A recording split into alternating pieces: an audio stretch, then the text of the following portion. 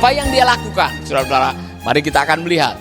Ada beberapa saat di mana Abraham secara khusus memberikan, saya sudah pernah berkhotbah, Abraham bahkan memberikan haknya sebagai seorang paman yang seharusnya sebagai senior.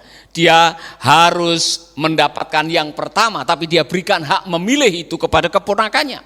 Abraham tidak segan-segan memberikan persepuluhan kepada Melkisedek. Dia tahu bahwa apa yang dia miliki itu datang dari Tuhan. Bahkan dia bilang kepada Raja Sodom, saya tidak mau mengambil barang jarahan. Abraham mengembalikan apa yang bukan miliknya. Saudara-saudara, setelah itu, saudara-saudara, apa yang dilakukan? Abraham mendapatkan berkat yang luar biasa yang Tuhan berikan dalam kehidupan Abraham, yaitu rezeki yang datang dari orang-orang, boleh dibilang orang-orang yang tidak kenal Tuhan. Raja-raja yang tidak mengenal Tuhan dipakai oleh Tuhan Firaun dan Abimelek untuk memberkati Abraham. Karena dia tahu, maka dia mendapatkan sebuah pewahyuan El Shaddai, Allah lebih dari cukup. Karena dia tahu bahwa Allah lebih dari cukup yang dia dengar sendiri, maka Abraham pada waktu diminta persembahkanlah anakmu, dia tidak kesulitan. Jadi begini, saya belajar sesuatu. Kalau mengembalikan yang bukan miliknya saja saudara tidak bisa, bagaimana bisa mengorbankan anak yang saudara kasihi? Artinya, kalau mengembalikan apa yang bukan milik Anda, misalkan itu barang jarahan, itu bukan milik saudara, itu titipan orang, kembalikan. Kalau titipan orang, barang milik orang, Anda tidak berani mengembalikan kepada pemiliknya, bagaimana Anda bisa memberikan apa yang berharga dalam hidup saudara? Tidak bakalan. Jadi mohon maaf ya, jangan tersinggung saudara. Tes terbaik bagaimana Anda lulus atau tidak dalam pemberian adalah sudah mengembalikan apa yang menjadi milik orang atau milik Tuhan. Kalau mengembalikan saja belum bisa, jangan harap bisa memberikan, atau jangan harap bisa mengorbankan. Amin. Masuk akal kan? Kalau mengembalikan apa yang bukan miliknya, contoh saudara beli sesuatu, uang kembaliannya lebih, bagaimana? Kembalikan atau masuk kantong dan mengatakan haleluya, Tuhan baik, ya kan? Kalau ada saudara menemukan ini, misalkan saudara menemukan ada kalung di jalan, ya kan? Dan kalung itu ada foto dan nama pemiliknya. Apa yang saudara mau lakukan? Hapus fotonya, kemudian saudara pergi ke toko emas, ditimbang dan diuangkan, atau saudara telepon pemiliknya dan mengatakan, Bu, saya menemukan ini, atau Pak, saya menemukan ini. Saudara-saudara, kalau mengembalikan apa yang bukan milik Anda saja Anda belum bisa, jangan harap Anda mau berkorban. Ini tes. Hidup adalah tes memberi. Saya harus mengatakan ini, life is take and give. Saudara harus masuk dalam proses ini. Kalau saudara hanya mau mendapatkan dan tidak mau berbagi, ilustrasinya ini. Tolong dalam hidup ini kalau saudara bisa hanya menghirup saja, tidak pernah melepas nafas saudara. Apa yang terjadi? Saudara akan mati. Atau sebaliknya, memberi saja tidak pernah mendapatkan. Saudara hanya melepas nafas. Saudara pasti akan mati. Hidup adalah take and give. Demikian juga saudara, apa yang saudara lakukan. Kalau pagi saudara memasukkan, harus ada dikeluarkan. Kalau hanya memasukkan terus tidak dikeluarkan, saudara akan mati. Sama dalam hidup ini. Semua yang Tuhan percayakan dalam hidupmu adalah sementara sifatnya.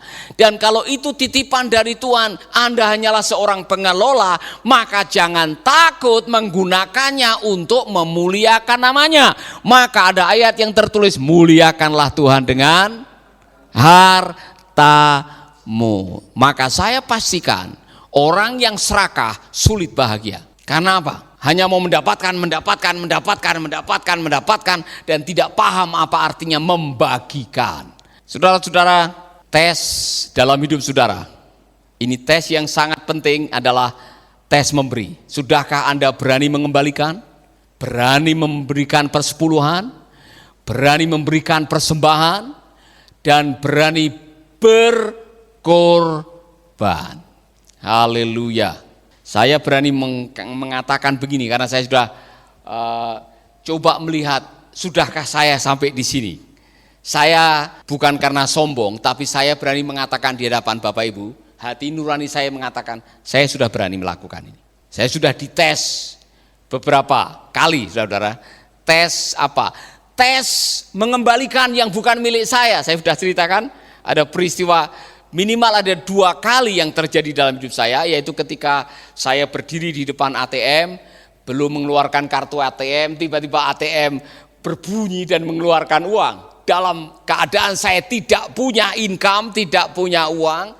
Ketika ATM itu berbunyi dan mengeluarkan uang 2.500.000, saya pegang uang itu. Pertama saya mengatakan haleluya, ya kan? Kalau Elia diberi makan oleh burung gagak, Paulus Wiratno dikasih makan oleh ATM. Ya. Tetapi beberapa malam saya tidak sejahtera karena apa? Itu bukan milik saya.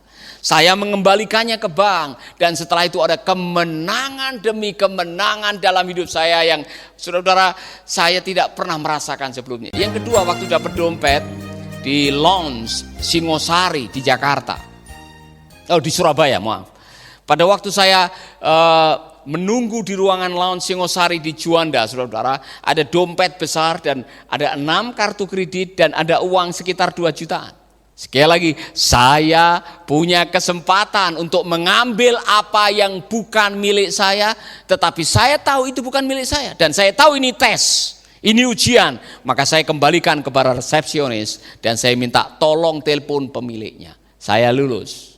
Jadi saya belajar banyak dalam kehidupan ini. Kalau saya ada pelayanan ke luar negeri, ada orang-orang yang menitipkan sesuatu, dan ada orang yang mengatakan, Paulus ini berkat, terserah mau dipakai untuk apa. Saya bisa aja mengatakan untuk saya. Tapi kalau itu untuk pelayanan, saya belajar berikan apa yang menjadi hak. Siapa yang berhak untuk menerima itu. Saudara-saudara, sehingga saya yakin berkat demi berkat mengalir karena saya sudah melalui tes ini. Amin. Dengar baik-baik, katakan kepada teman saudara dalam bahasa asing, ojo nguntet. Tahu itu bahasa asing. Jangan suka nyengklong, tahu nyengklong? Tidak tahu juga. Jangan suka nguntit, tidak tahu nguntit? Jangan suka markup. Kalau engkau belanja kemudian di situ didiskon 20%, jujur, ini didiskon 20%. Jangan tetap aja ditulis, padahal ada diskonnya. Saudara-saudara, belajarlah untuk jujur dalam soal keuangan, karena itu tes pertama tentang kejujuran. Kalau saudara mau mengetahui jujur atau tidak seseorang, lihatlah bagaimana dia memperlakukan uang. Amin, haleluya. Tes yang ketiga, di dalam bahasa Inggris, saudara-saudara, ada sebuah kalimat yang menarik sekali ketika Allah mengatakan setelah semuanya itu Allah mencoba Abraham, ia berfirman kepadanya, Abraham, lalu sautnya, ya Tuhan. Nah saya mau saudara membaca di dalam bahasa asing. Di dalam bahasa asing dikatakan seperti ini. After all this, God tested Abraham. God said, Abraham, yes. Answer Abraham, I'm listening. Di dalam terjemahan The Message dikatakan I am listening 2 kali. Jadi Abraham sudah lulus ujian mendengar suara Tuhan. I am listening. Saya mendengar seorang penulis buku mengenai The Making of a Leader yang bernama Robert Clinton mengatakan setiap pemimpin akan diuji atau memasuki 3 ujian. Salah satu ujiannya adalah ujian mendengarkan suara Tuhan. Saudara-saudara, Abraham mengatakan, yes, I am listening. Saya mau saudara mengucapkan yang sama, yes, I am listening. 1, 2, 3. Yes, I am listening. Saudara-saudara, ini penting sekali. Karena Abraham beberapa kali membuat kesalahan. Kesalahan yang fatal yang pada akhirnya Abraham harus menderita. Dia bilang di dalam ayat yang ke-17, dia merasa sebal sekali. Pada waktu istrinya bilang, kau suruh itu Hagar dengan anaknya keluar dari rumah.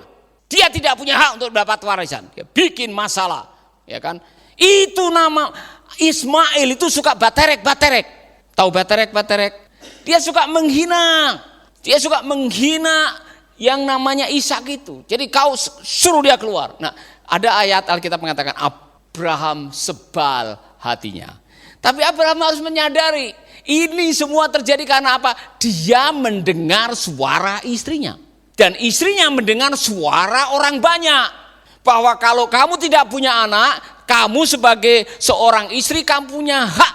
Untuk apa? Memberikan istrimu kepada suami. Waktu itu saudara-saudara, orang berpikir filosofi pada zaman itu banyak anak, banyak rezeki. Tapi apa yang terjadi? Waktu dia mendengar suara istrinya yang adalah mendengar dari budaya pada waktu itu, justru mendatangkan persoalan. Abraham sudah belajar dengar suara Tuhan. Tuhan baru bilang di pasal 12, aku akan menjadikan kamu menjadi bangsa yang besar. Keturunanmu akan menjadi bangsa yang besar. Jumlahnya sangat banyak. Istrimu akan mengandung. Kamu akan punya anak. Abraham lupa. Kesalahan yang kedua. 2 kali Abraham lebih mendengar suara ketakutannya daripada suara Tuhan. Ketika apa? Dia berbohong. Dia menyuruh istrinya mengaku, kamu adalah adikku. Jangan bilang kamu istriku. Kalau kamu bilang kamu adalah istriku, saya akan dibunuh. 2 peristiwa terjadi di depan Firaun, di depan Abimelek. Abraham sudah belajar bahwa hidupmu hanya ditentukan oleh perkataannya. Buktinya apa? Tuhan campur tangan. Sahabat, Anda baru saja mendengarkan program Making Life Better. Hubungi kami di 0811 3901 144 atau 0811 3901 140. Mari dukung pelayanan Making Life Better melalui rekening BCA 66 900 30525. Sekali lagi 66 900 30525 atas nama Paulus Wiratno. Terima kasih, Tuhan Yesus memberkati. Making life better, bikin hidup lebih baik.